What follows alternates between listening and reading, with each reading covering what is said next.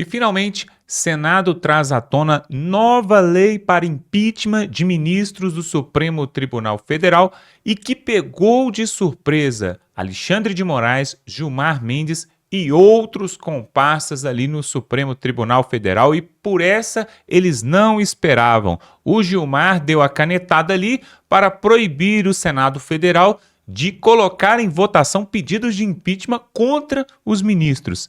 Mas aí eles não esperavam por essa PEC e essa nova lei que está no Senado Federal e que agora pode ser o fim ali da ditadura da toga do Supremo Tribunal Federal. Nós vamos entender isso aqui porque esse assunto está dando o que falar ali em Brasília.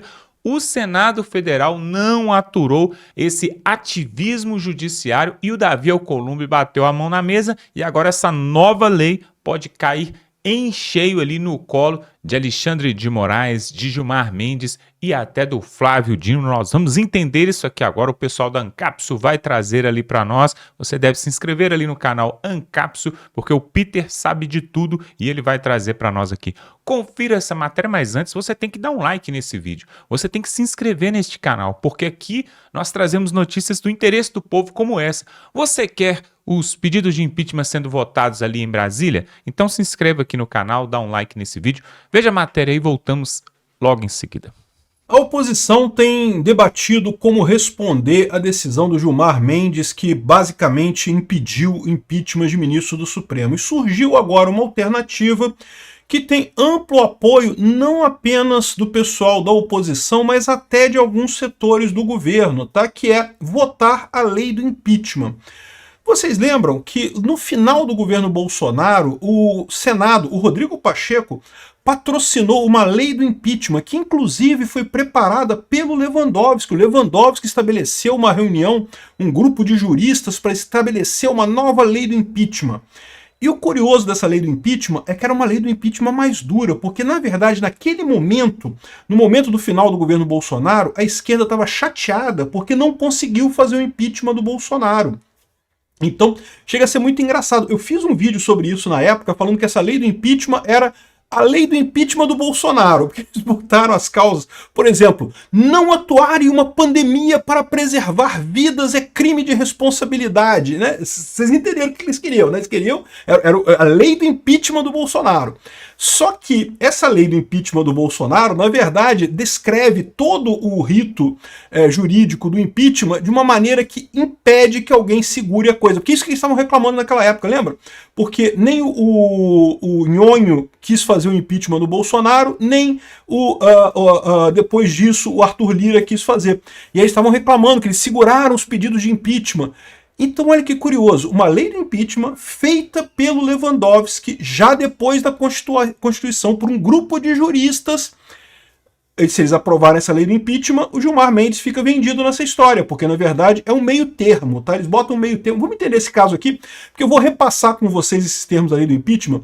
Naquela época eu achei uma coisa terrível. Por quê? Porque no final das contas, como eu falei, era a lei do impeachment do Bolsonaro. Pra vocês terem uma ideia, eles tiraram os itens que deu o impeachment da Dilma. As pedaladas fiscais da Dilma, eles tiraram. E aí botaram na lei do impeachment as causas de, não, que a saúde pública e não sei o que lá.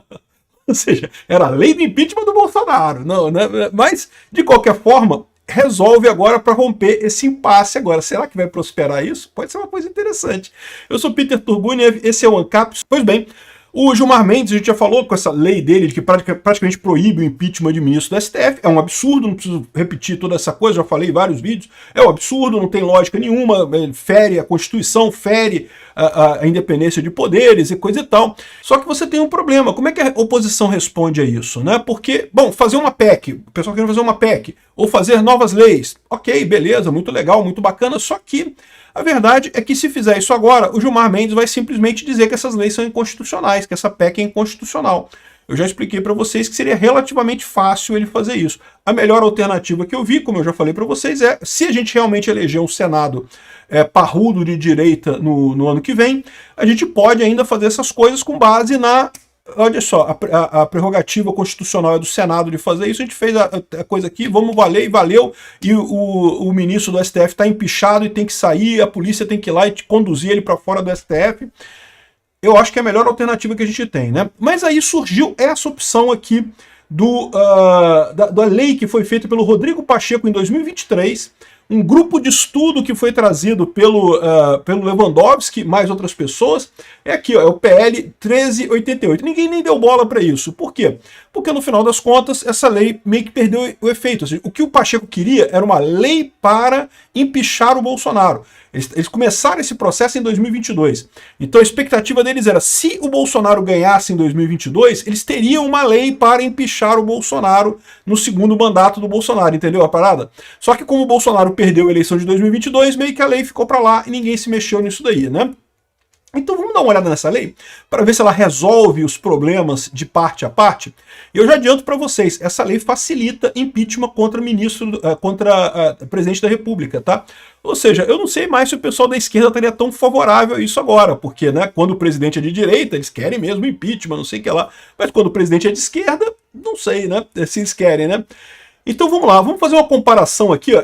Veja, esse é o projeto original, tá? A lei original. Ela já teve um monte de emendas, mas ainda não foi feito o relatório legislativo, tá? Ainda tem que fazer ainda o relatório legislativo, que vai consolidar essas alterações todas.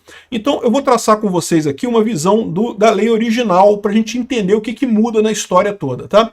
E, bom, essa aqui é a lei original. Você vai ver que elas são parecidas, tá? Eles não mudaram, assim, tanta coisa. A estrutura é basicamente a mesma, embora seja uma lei, como é que eu vou dizer, mais moderna. Ela está com uma estrutura mais adequada atualmente, né? Lembra que aqui você tem o artigo a lei de impeachment, tem essa estrutura aqui, que não é muito comum hoje em dia. Artigo 5º, são crimes de responsabilidade contra a existência da União. O que é aqui? 1, 2, 3, 4, 5, isso aqui é a linha, isso aqui é parágrafo, né? Não se usa mais isso, né? Mas na lei antiga tá assim, né? Então agora eles botaram uma forma mais moderna e coisa e tal. Bom, o início não tem nenhuma grande mudança, né? Aí começa aqui, ó, a coisa que começa é os crimes de responsabilidade. Quais são os crimes de responsabilidade? Então ele começa aqui, ó, com crimes contra a existência da União e soberania nacional. Isso aqui está de acordo com isso aqui, ó. São crimes de responsabilidade contra a existência política da União, né?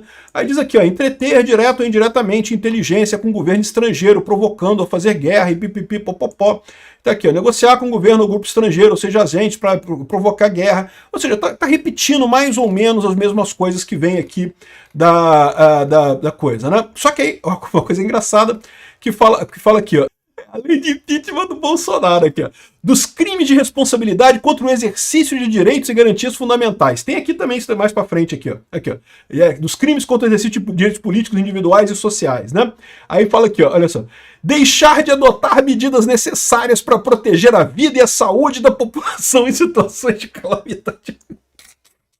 O pessoal queria, que tem que fazer impeachment do Bolsonaro, é a lei de impeachment do Bolsonaro. Atentar contra a liberdade, não sei o que lá. Mas, de novo, isso aqui não quer dizer muita coisa. Ah, não, tem outras aqui, ó. Praticar ou induzir ou incitar a discriminação ou preconceito de origem, de raça, cor, gênero, etnia, não sei o que lá, não sei o que lá, não sei o que lá. Porque o Bolsonaro dizia que era, né, que a filha dele foi afraquejada, que não aceitaria um filho homossexual, falava umas coisas, umas besteiras dessas, que é uma besteira que a maior parte da população brasileira pensa a mesma coisa, né, mas que agora é crime falar, não pode falar porque, né, é crime, né? Então, tá dizendo aqui, de novo, é a lei do impeachment do Bolsonaro. Mas sabe o que serve isso daqui no final das contas? Não serve para nada.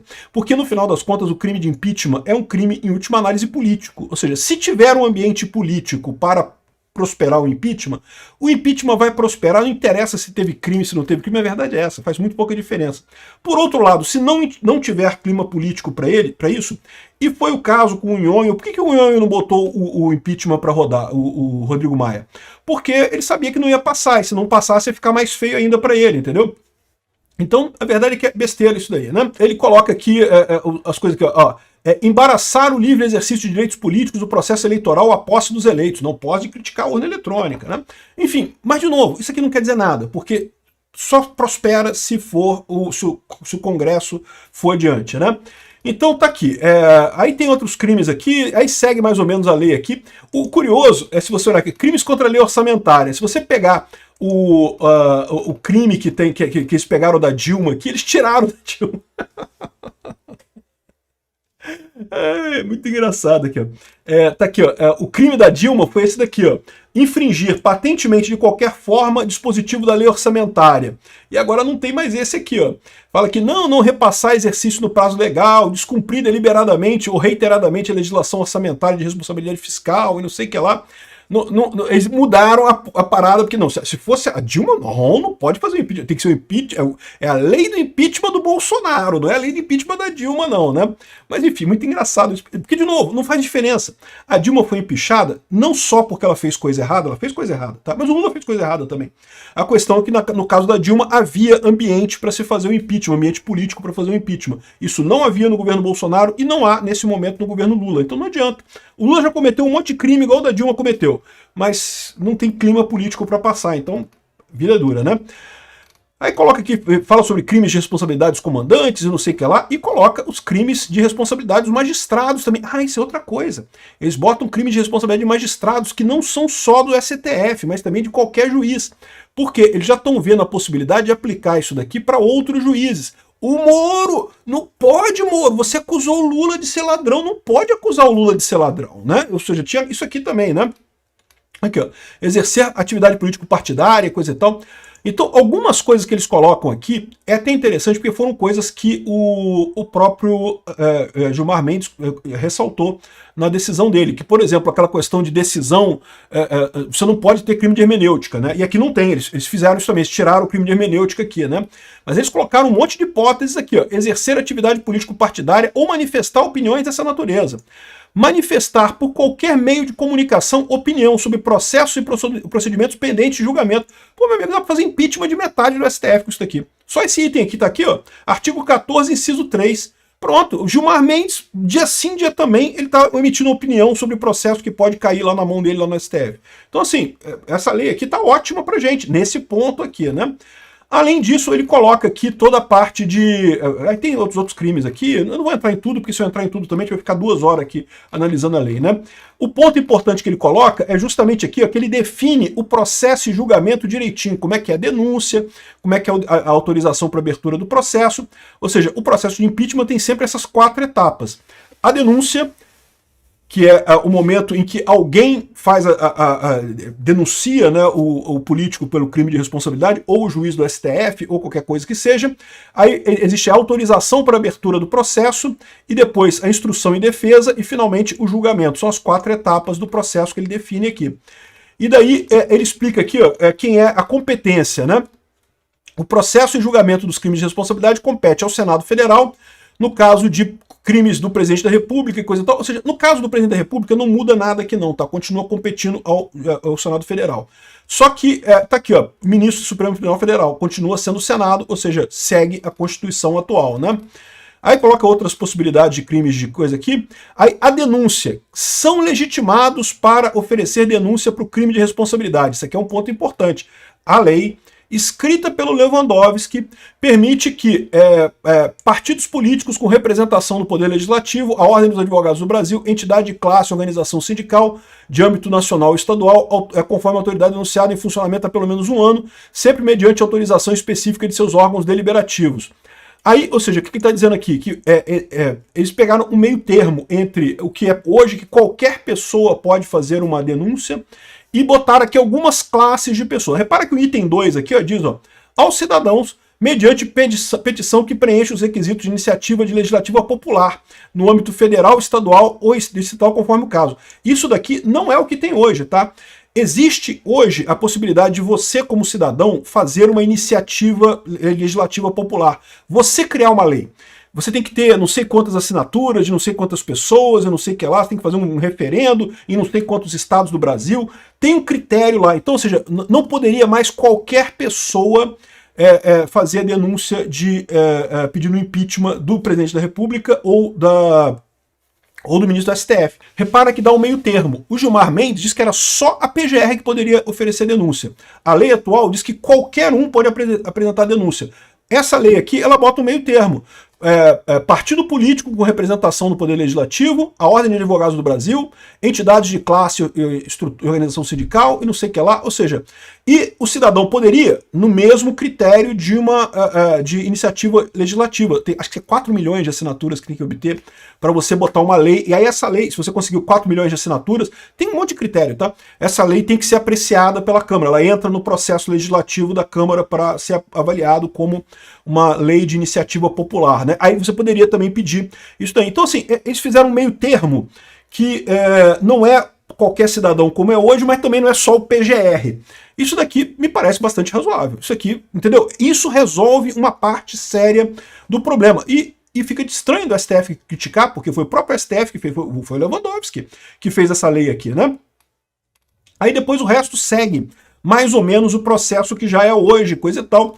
E a denúncia será apreciada preliminarmente na casa do presidente da Casa Legislativa. Ele tem um prazo de 30 dias. Isso aqui é uma coisa curiosa. Ele fala que hoje você não tem prazo, né? O que acontece com a maior parte das denúncias e pedidos de impeachment, o presidente da Câmara senta em cima delas e não faz nada. Aqui ele dá um prazo de 30 dias.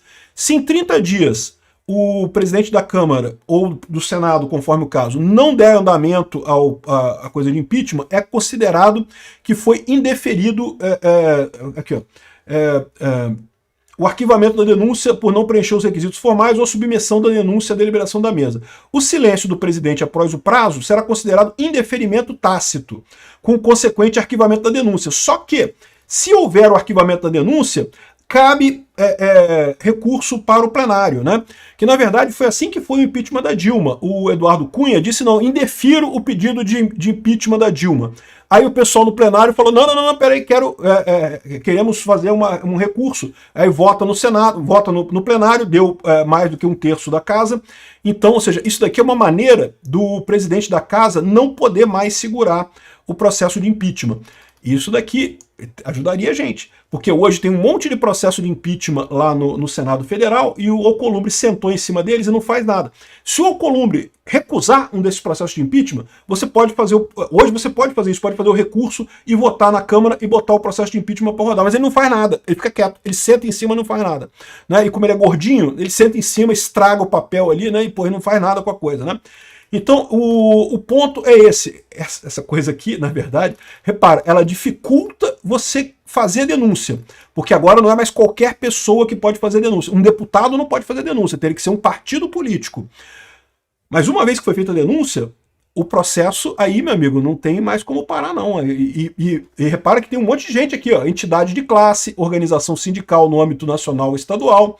Enfim, tem essa coisa que começa a ter um monte de gente que pode fazer também essa denúncia, né? Você pode falar que a entidade sindical é tudo de esquerda, mas não é não, tem entidade sindical de direita também, né? É muito menos, é verdade. Mas tem, tá? Principalmente sindicato patronal, né? Enfim, aí segue aqui o processo todo, ou seja, na verdade, você seguir agora essa lei faz todo o sentido do mundo. Por que essa lei parou? Essa lei parou porque o Bolsonaro perdeu a eleição de 2022. Essa lei aqui é o que eles queriam fazer, é a lei do impeachment do Bolsonaro. Só que como o Bolsonaro perdeu a eleição de 2022, eles não precisavam mais dessa lei, por isso que ela parou. Agora está começando a andar de novo. E talvez seja uma boa alternativa. Inclusive o pessoal da esquerda está querendo, sabe por que eles estão querendo?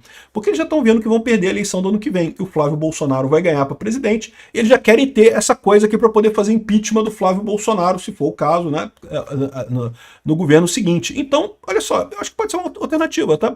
Ah, mas está falando aqui de questão de saúde, não sei o que lá, mas meio que adiantou alguma coisa não ter na lei anterior? Não adiantou nada, né? Eles fizeram as barbaridades tudo do mesmo jeito, né? E como eu falo para vocês, a decisão aqui no final das contas é política, então meio que os crimes em espécie aqui meio que não fazem diferença nesse caso. Acho uma boa solução, e eu acho que vai andar essa coisa, tá? Acho que vai andar. E esse novo projeto que querem passar ali em Brasília, um novo projeto de impeachment contra os ministros do Supremo Tribunal Federal, uma nova lei que estaria vigorando, quem sabe, através ali do Senado Federal a partir de 2026. Será que ela vai dar certo? Será que isso vai pegar? Pessoal, eu vou falar a minha opinião. Poderia sim dar certo, porém, neste país que a gente vive, nós sabemos que o Supremo Tribunal já tem a caneta na mão e qualquer coisa que o Senado fizer, eles vão dar o troco e vão meter a caneta ali.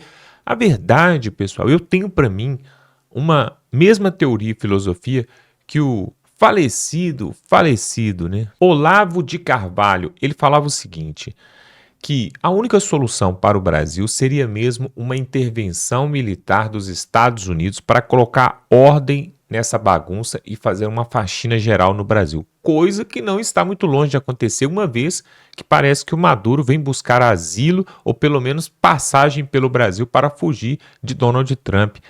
Agora, olha só uma outra coisa que aconteceu essa semana que chama muita atenção, né? Parece que o Jair Bolsonaro, né, o ex-presidente Jair Bolsonaro, que está preso, foi injustiçado ali, todos nós sabemos da situação, indicou finalmente o Flávio Bolsonaro, o senador, para ser o seu representante, o representante da direita para a presidência do Brasil em 2026, e a oposição ao PL, a oposição a Jair Bolsonaro, parece não estar acreditando muito nessa história. Existem algumas conversas ali nos corredores em Brasília, né, que o PT, PSOL e até o Centrão estão achando que o PL está trucando, né, está blefando, como se diz. Por quê? Flávio Bolsonaro não teria esse cacique todo ali, não teria toda essa desenvoltura para poder ser presidente do Brasil, e talvez o PL teria um plano B que poderia vir até abril, porque abril é a data limite de corte ali para escolher o representante da direita. O que seria que eles estão planejando? Uma coisa é certa, pessoal. Eu não sei se você vai concordar comigo. Se você discorda ou concorda, eu quero que você até coloque aqui nos comentários a sua opinião sobre isso que eu vou falar agora.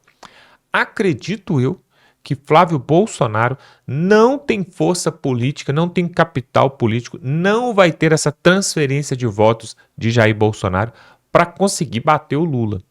Porque o Lula tem a máquina na mão, tem o sistema na mão, tem judiciário, tem até o Congresso a seu favor. Acho muito difícil Flávio Bolsonaro conseguir alguma coisa. Na verdade, aquele que tem a força para vencer o Lula ali, quer seja nas urnas ou fora das urnas, seria Jair Messias Bolsonaro. Se é que você me entende essa questão de nas urnas ou fora das urnas. Porque colocar Eduardo Bolsonaro, Michele, Flávio Bolsonaro, Tarcísio de Freitas, ou até mesmo Ronaldo Caiado, Ratinho Júnior, o Zema de Minas Gerais, qualquer um desses, não tem jeito, pessoal. Parece que as pessoas não entendem, né, que o PT está há quase 2 décadas governando esse país. São 5 mandatos, 3 do Lula e 2 da Dilma, ou seja, eles não estão para brincadeira. E aí colocar o senador Flávio Bolsonaro, o problema é o seguinte, pessoal, presta atenção, olha o que pode acontecer, hein? Olha o que pode acontecer. Essa candidatura de Flávio Bolsonaro pode ser um tiro no pé da direita. Por quê? Vamos pensar comigo, você vai entender, e eu quero que você coloque nos comentários aqui ao final se faz sentido o que eu estou falando ou não, mesmo que você não concorde. A direita hoje, ou o centro-direita hoje, tem pelo menos uns 5 candidatos que vão colocar a sua chapa ali até abril de 2025 para a presidência do Brasil. E é este o problema. Preste atenção. Nós temos o Flávio Bolsonaro, que agora foi indicado aí oficialmente pelo Jair Bolsonaro, mas nós temos também o Ronaldo Caiado de Goiás, que fez 2 mandatos ali muito bom, trabalhando bem forte com o agronegócio, mas também com a segurança pública, e resolveu o problema de segurança pública ali em Goiás. Então, ele vai puxar alguns votos da direita, pode ter certeza. Temos o Ratinho Júnior do Paraná, que também é de centro-direita. Vai puxar bastante votos ali daquela região. Ou seja, isso enfraquece o Flávio Bolsonaro. E temos outros candidatos mais, e eu poderia falar até de um aqui que surgiu recentemente nos últimos 2 pleitos e que muitos torcem o nariz para ele, mas ele arrasta muita gente, que é Pablo Marçal.